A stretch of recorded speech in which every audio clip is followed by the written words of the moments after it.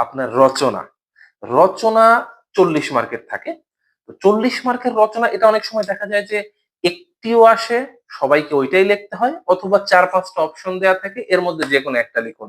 তো রচনার ক্ষেত্রে আপনি কিছু, কিছু ক্যাটেগরিক্যালি রচনা আছে। যেমন বিজ্ঞান ভিত্তিক কিছু রচনা দেখবেন, সমস্যা ভিত্তিক কিছু রচনা দেখবেন, এমনি অ্যাবস্ট্রাক্ট টাইপ কিছু রচনা দেখবেন। ফেলে আসা দিনগুলো, আমার ছেলেবেলা, স্কুলের সেই দিন, এই টাইপের রচনা থাকতে পারে। তো আপনি ক্যাটেগরিক্যালি কয়েকটা ক্যাটেগরি চুজ করে রচনার প্রস্তুতি নিয়ে যান। এটা সবচেয়ে ভালো হয়। কিংবা পর্যটন টাইপের কিছু রচনা থাকতে পারে। তো আমি বলব সমস্যা টাইপের রচনা থাকতে পারে। এই যে যেগুলো বললাম আরকি। তো এইভাবে ক্যাটেগরিক্যালি আপনি ভাগ করে যান প্রস্তুতি নিয়ে। যে আমি যেকোনো সমস্যা টাইপের রচনা আসলে আমি সেটা লিখব।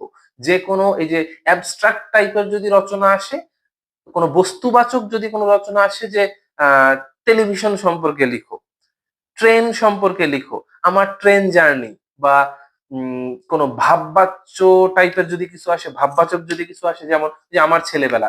আপনি এইভাবে ক্যাটেগরি কিছু পড়ে যান, দেখবেন যে আপনার প্রস্তুতিটা অবশ্যই ভালো হবে।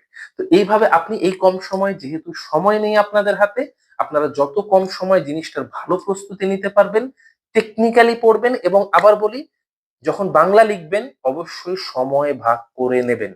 আপনি যেকোনো জিনিস যেটা কমন পড়ছে সেটা আপনি লিখতেই আছেন, অন্য জিনিসের সময় কমে যাচ্ছে।